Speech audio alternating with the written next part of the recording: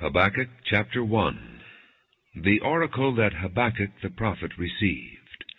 How long, O Lord, must I call for help, but you do not listen, or cry out to you violence, but you do not save?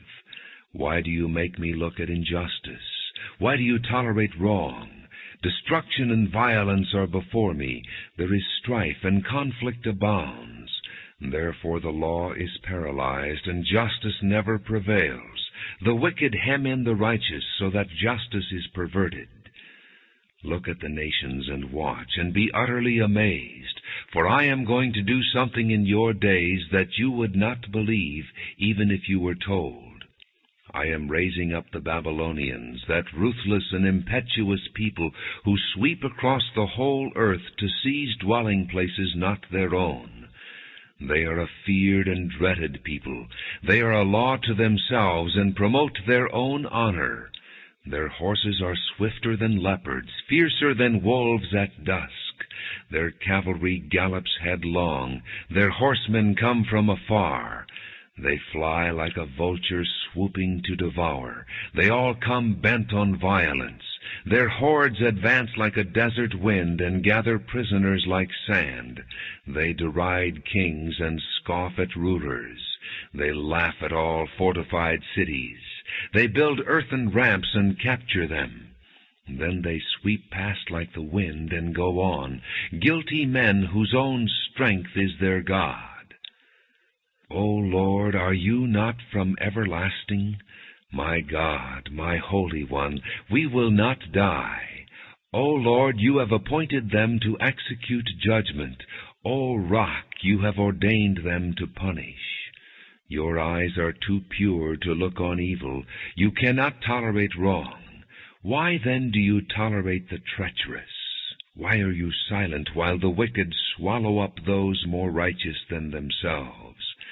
You have made men like fish in the sea, like sea creatures that have no ruler. The wicked foe pulls all of them up with hooks. He catches them in his net. He gathers them up in his dragnet, and so he rejoices and is glad. Therefore he sacrifices to his net, and burns incense to his dragnet, for by his net he lives in luxury, and enjoys the choicest food. Is he to keep on emptying his net, destroying nations without mercy? I will stand at my watch and station myself on the ramparts. I will look to see what he will say to me, and what answer I am to give to this complaint. Continuing with Habakkuk chapter 2. Then the Lord replied, Write down the revelation and make it plain on tablets, so that a herald may run with it. For the revelation awaits an appointed time. It speaks of the end, and will not prove false.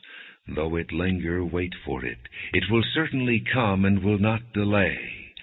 See, he is puffed up. His desires are not upright, but the righteous will live by his faith.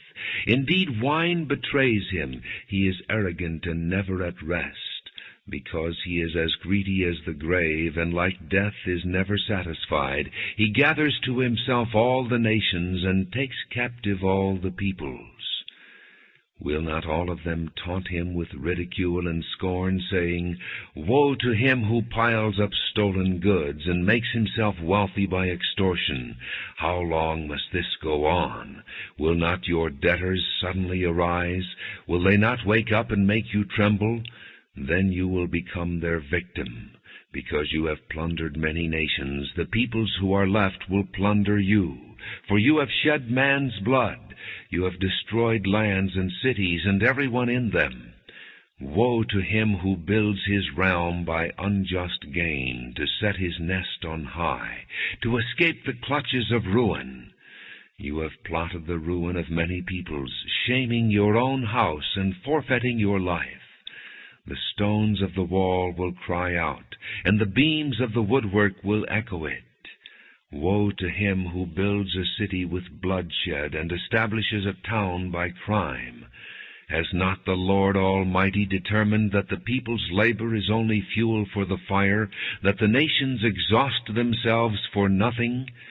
For the earth will be filled with the knowledge of the glory of the Lord, as the waters cover the sea. Woe to him who gives drink to his neighbors, pouring it from the wineskin till they are drunk, so that he can gaze on their naked bodies. You will be filled with shame instead of glory. Now it is your turn. Drink and be exposed. The cup from the Lord's right hand is coming around to you, and disgrace will cover your glory. The violence you have done to Lebanon will overwhelm you, and your destruction of animals will terrify you. For you have shed man's blood. You have destroyed lands and cities and everyone in them. Of what value is an idol since a man has carved it, or an image that teaches lies? For he who makes it trust in his own creation. He makes idols that cannot speak. Woe to him who says to wood, "Come to life," or to lifeless stone, "Wake up." Can it give guidance? It is covered with gold and silver. There is no breath in it. But the Lord is in his holy temple. Let all the earth be silent before him. Habakkuk chapter 3. A prayer of Habakkuk the prophet on Shigionoth. Lord, I have heard of your fame. I stand in awe of your deeds, O Lord. Renew them in our day. In our time make them known. In wrath remember mercy.